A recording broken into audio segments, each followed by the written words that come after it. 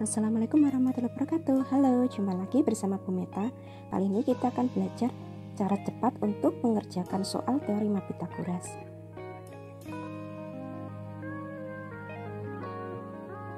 Jangan lupa screenshot materi yang kalian anggap penting atau bisa juga dicatat ya.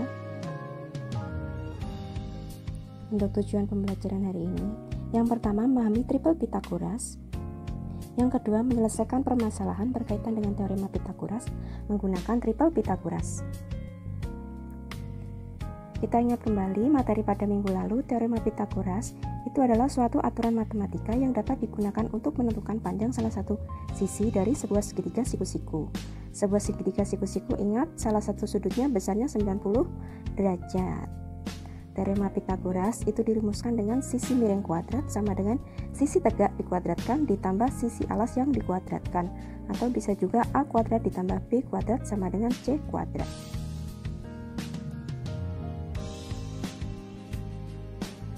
Salah satu bukti sejarah yaitu adanya tablet peradaban milik Babilonia. Pada tablet ini tertulis kombinasi 3 angka yang memenuhi syarat teorema Pythagoras, atau yang sering kita dengar sebagai triple Pythagoras. Apa sih triple Pythagoras? Triple Pythagoras sendiri adalah merupakan kelompok 3 bilangan asli yang memenuhi ketentuan teorema Pythagoras, yaitu kuadrat bilangan terbesarnya sama dengan jumlah kuadrat 2 bilangan yang lain.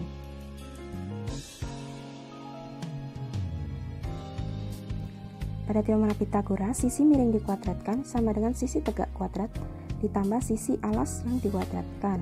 Sisi miring ini merupakan sisi yang terpanjang dari sisi-sisi lain. Sisi miring juga disebut hipotenusa.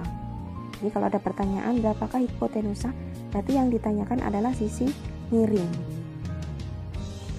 Berikut ini adalah contoh triple Pythagoras. Triple Pythagoras ini pada intinya ada 5 bilangan.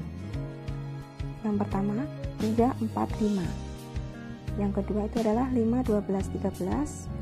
Yang ketiga 7, 24, 25. Yang keempat 8, 15, 17.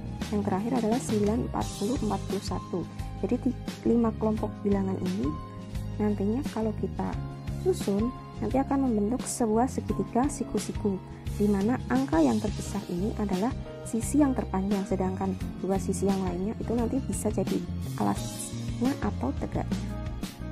Karena kelipatannya, maka nanti bisa kita cari dari bilangan 3, 4, 5. Ini kelipatannya bisa 6, 8, 10, 9, 12, 15, 15, 20, 25 dan seterusnya. Sedangkan pada yang kedua ini bisa 10, 24, 26, 25, 60, 65.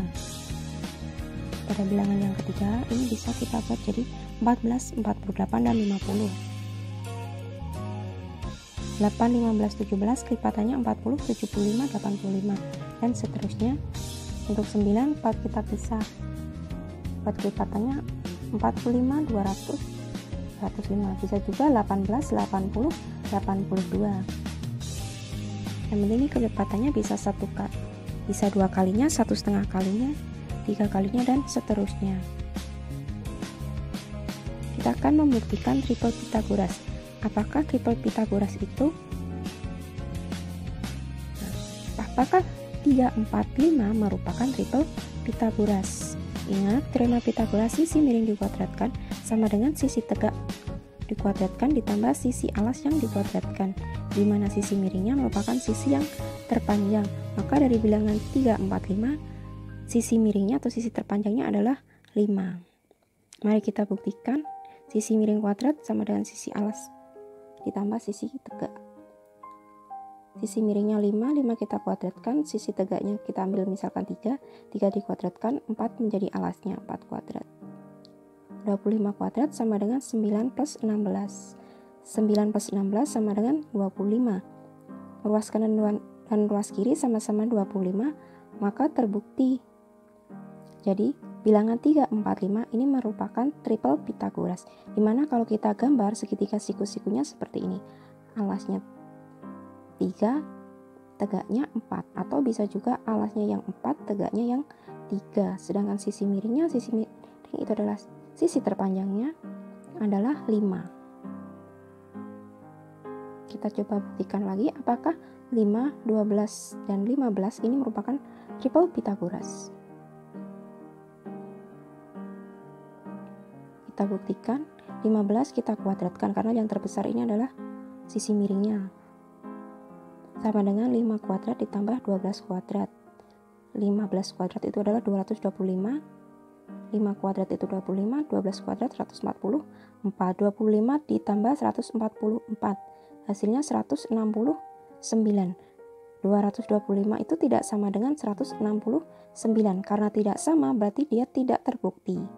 Jadi bilangan 5, 12, dan 15 ini bukan merupakan kumpulan triple Pythagoras. Karena contoh dari triple Pythagoras ini ada 3, 4, 5, 5, 12, 13, 7, 24, 25, 8, 15, 17, 9, 40, 41. Jadi harusnya ini bukan 5, 12, 15, melainkan harusnya yang benar itu adalah 5, 12, dan 13. Jadi sisi miringnya harusnya 13. Akar 169 itu kan 13. Kali ini kita akan mencoba menyelesaikan soal Pythagoras menggunakan triple Pythagoras. Ada segitiga ABC di mana AB panjangnya 8 cm, BC 6 cm. Sisi AC itu ada berapa cm? Nah, kita ingat triple Pythagoras itu ada 3, 4, 5, 5, 12, 13, 7, 24, 25, 8, 15, 17, 9, 40, 41, dan kelipatannya. Coba kita lihat 8 dan 6 ini merupakan kelipatan dari 3 dan 4. Kita coba 6 dan 8 jika kita bagi 2 maka hasilnya adalah 3 dan 4. Karena merupakan kelipatannya triple Pythagoras yang ada angka 3 dan 4, maka sisi terpanjangnya tadi adalah 5. Karena mulai triple Pythagoras 5, karena yang terkecil itu kan 5, sedangkan ini kelipatan 2. Jadi dikalikan 2, maka hasilnya panjang AC-nya ini adalah 5 kali 2 sama dengan 10 cm. Jadi tanpa kita harus menghitung panjang pakai rumus yang kemarin, bisa pakai rumus singkat menggunakan triple Pythagoras. Tapi triple Pythagoras ini hanya ada 5 angka.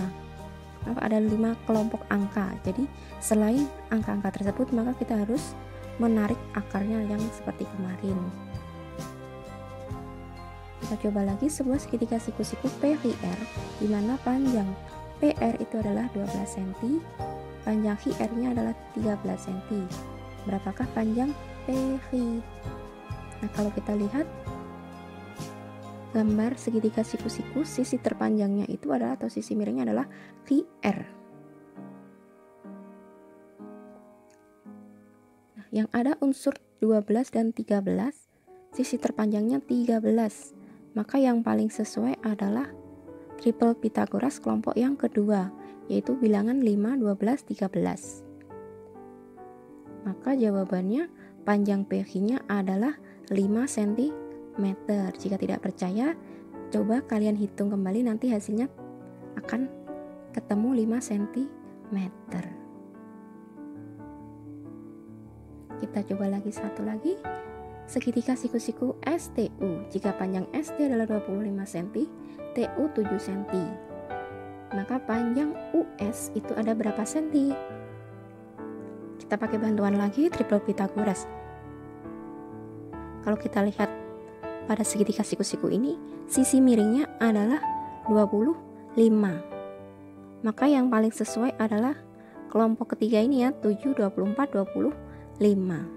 Jadi panjang SU-nya adalah 24 cm.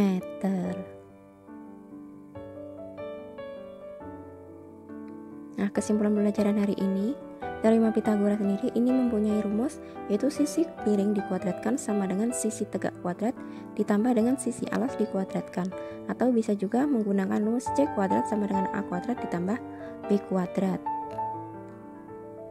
Untuk menyelesaikan teorema Pythagoras, kita bisa menggunakan triple Pythagoras, di mana triple Pythagoras ini merupakan kelompok 3 bilangan asli yang memenuhi ketentuan kuadrat bilangan terbesarnya itu sama dengan jumlah kuadrat bilangan yang lainnya. Beberapa contoh triple Pythagoras ini adalah 3, 4, 5, 5, 12, 13, 7, 24, 25, 8, 15, 17, 9, 40, 41, dan kelipatannya. Nah, untuk hari ini sampai di sini. Untuk penghitungan selain menggunakan triple Pythagoras akan kita pelajari pada pertemuan selanjutnya. Untuk tugas minggu ini silakan kerjakan soal yang terdapat pada Classroom. Terima kasih. Mohon maaf apabila ada salah-salah kata. Kita jumpa lagi minggu depan. Masih bersama Ibu Meta. Saya ucapkan wassalamualaikum warahmatullahi wabarakatuh.